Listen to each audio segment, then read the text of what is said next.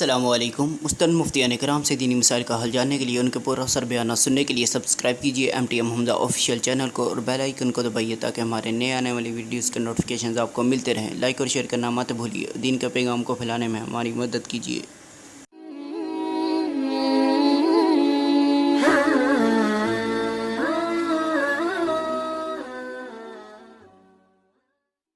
نبی اکرم صلی اللہ علیہ وسلم نے فرمایا، من حج هذا البیت، جس شخص نے بیت اللہ کا حج کیا، فلم یرفث ولم یفسق، نہ اس نے کوئی بری بات کی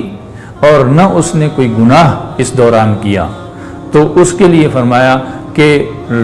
رجع کما ولدتہ امہ، کہ وہ جب وہاں سے واپس آئے گا وہ ایسے واپس آئے گا گویا کہ اس کی ماں نے اس کو ابھی جنا ہے۔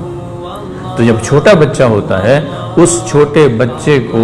اوپر نہ تو کوئی صغیرہ گناہ ہوتا ہے نہ کبیرہ گناہ ہوتا ہے، بالکل معصوم عن الخطا ہوتا ہے کہ کسی قسم کا گناہ گویا کہ نہیں کیا۔ تو یہ جو حاجی صاحب وہاں سے حج کر کے لوٹتا ہے یہ بھی ایسا ہی ہوتا ہے جیسا اس کے اوپر کسی قسم کا کوئی گناہ نہیں ہے۔ اسی وجہ سے نبی اکرم صلی اللہ علیہ وسلم نے فرمایا کہ جو حج مبرور ہوتا ہے، یہ حج اور عمرے کے بارے میں فرمایا کہ الحج والعمرہ ینفیان الفقر والذنوب،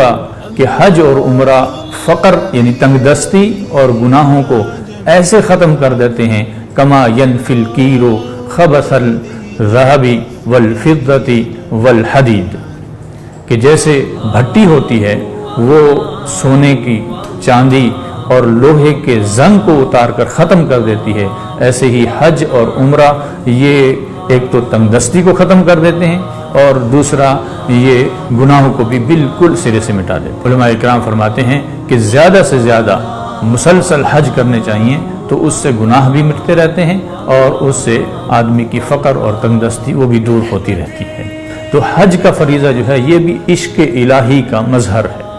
گویا کہ جب کسی انسان کو اللہ تعالیٰ سے محبت ہوتی ہے تو سب سے پہلے اس کا نام لینا شروع کر دیتا ہے، لبیک اللہم لبیک لبیک لا شریک لک لبیک ان الحمد والنعمت لک والملک لا شریک لک، یہ نام لیتا رہتا ہے۔ پھر اپنے عام کپڑے اتار کر مردوں والا لباس پہن لیتا ہے، فقط ایک چادر اوپر ہے ایک چادر نیچے باندھی ہوئی ہے، نہ تیل کی پرواہ نہ کنگھی کی پرواہ نہ سرمے کی پرواہ نہ خوشبو لگاتا ہے، بس ہر وقت دیوانوں کی طرح لبیک اللہم لبیک کہتا رہتا ہے۔ پھر یہاں سے نکل کر مکہ میں چلا جاتا ہے اور اپنے محبوب اللہ تعالیٰ کی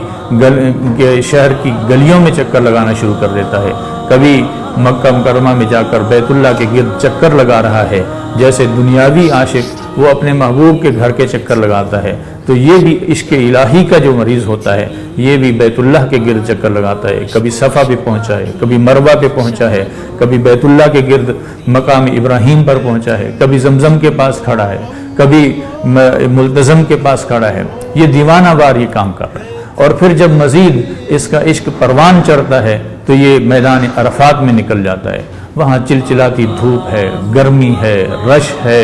اس کو اپنی کسی تکلیف کا کوئی احساس نہیں ہے، بس فقط ہر وقت یا دعا میں لگا ہوا ہے گرمی کے اندر کھڑا ہو کے، یا نماز پڑھ رہا ہے یا ذکر کر رہا ہے یا تلاوت کر رہا ہے۔ پھر وہاں سے نکل کر مزدلفہ جا رہا ہے، وہاں بھی ایسے کھلے آسمان کے تحت پڑا رہتا ہے۔ پھر وہاں سے نکل کر مینا آ جاتا ہے اور بالآخر مینا آ کر اللہ کے حکم کو بجا لاتے ہوئے کبھی قربانی کر رہا ہے، کبھی سر کے بال مڑا رہا ہے، کبھی پھر دوبارہ بیت اللہ کے چکر لگا رہا ہے۔ گویا کہ یہ جتنے بھی اعمال ہیں سارے ایک عاشق صادق اور عشق الہی میں ڈوبے ہوئے شخص کے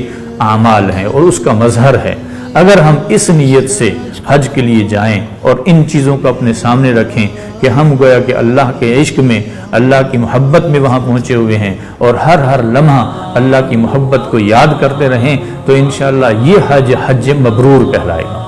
اور حج مبرور یہ وہ حج ہے جس کے بارے میں آپ صلی اللہ علیہ وسلم نے فرمایا لیس لہ جزاء الا الجنہ، کہ یہ وہ حج ہے جس کے اندر زیادہ سے زیادہ نیکیاں کی، اپنے حلال مال سے وہ حج کیا ہے، اور ایسا حج کر کے جب آدمی واپس آتا ہے تو اس کے بارے میں آتا ہے کہ یہ حاجی وہ ہے کہ ایسے لوٹا ہے کما ولدت ہو امہ، جیسے اس کی والدہ نے ابھی اس کو جنا ہے اور گناہوں سے پاک صاف ہے۔